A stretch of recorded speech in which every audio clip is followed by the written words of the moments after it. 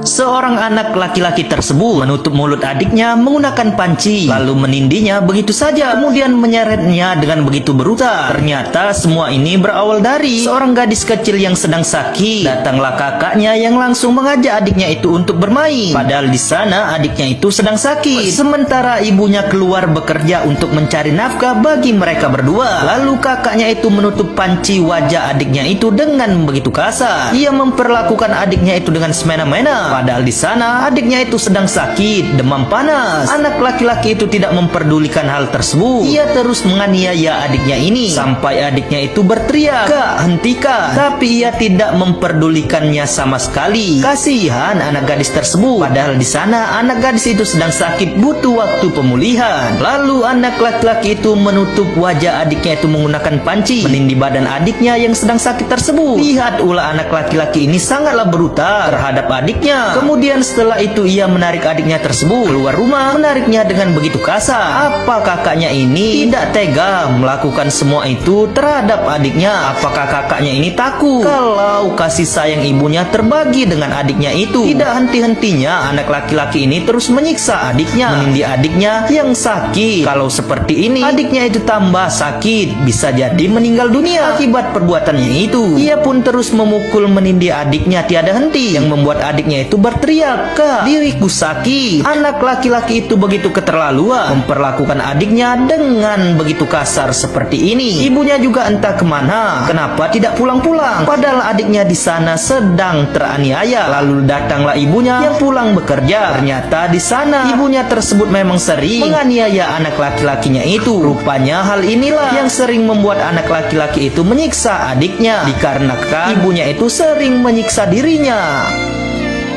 Anak laki-laki ini menganiaya adiknya sendiri dengan begitu kasar. Bisa dilihat sendiri, anak laki-laki itu begitu keterlaluan terhadap adik gadisnya. Hiduplah seorang wanita dengan kedua anaknya, satu anak laki-laki dan satu anak perempuan. Saat ibunya itu tidak ada di dekatnya, anak laki-laki itu terus menganiaya adik perempuannya. Ada sebabnya anak laki-laki itu sering menganiaya adik perempuannya ini. Lihat apa yang dilakukan anak laki-laki itu sangatlah tidak pantas terhadap adik perempuannya itu. Ia sering memukul, menginjak, dan menganiayanya. Perbuatan itu memang tidak benar, tidak pantas dilakukan oleh seorang kakak. Harusnya seorang kakak melindungi adiknya, bukan menganiaya adiknya. Itulah yang sering diterima oleh anak gadis ini. Perbuatan kakaknya itu yang menganiayanya tiada henti. Bahkan adiknya itu sudah menangis berkali-kali, tapi kakaknya itu tetap menganiaya adiknya hingga berkali-kali juga. Lihat adiknya itu ditarik seperti ini di atas jalan yang berdebu, yang membuat adiknya itu sesak bernapas. Pernapasannya terganggu, tapi kakaknya itu tetap tidak memperdulikannya. Ia terus menganiaya adiknya tersebut, padahal adiknya itu adalah seorang wanita, bukan laki-laki seperti dirinya juga. Di sana ibunya itu pun membersihkan anak perempuannya itu yang penuh dengan debu, tapi ibunya itu hanya membersihkan anak perempuannya saja. Anak laki-lakinya tidak ia bersihkan. Ia bersikap seperti inilah yang membuat anak laki-laki tersebut menganiaya adik perempuannya, karena ibunya itu selalu membedakan kasih sayang kepada mereka. Harus dijadikan pelajaran sebagai orang tua. Jangan pernah membeda-bedakan kasih sayang terhadap anak, baik itu laki-laki ataupun perempuan. Jangan jadi seperti ini. Anak laki-laki itu akan selalu mengingat perbuatan ibunya yang begitu kasar terhadap dirinya, lalu ia lakukan perbuatan itu kepada adiknya di saat ibunya itu tidak ada di dekatnya dan pergi dari rumah. Semoga ini menjadi pembelajaran untuk semua orang tua agar jangan membeda-bedakan kasih sayang kepada anaknya. Setiap anak itu sama, baik laki-laki ataupun perempuan. Jangan sampai baru kehilangan nyawa dan meninggal dunia, orang tua baru menyesali perbuatannya itu.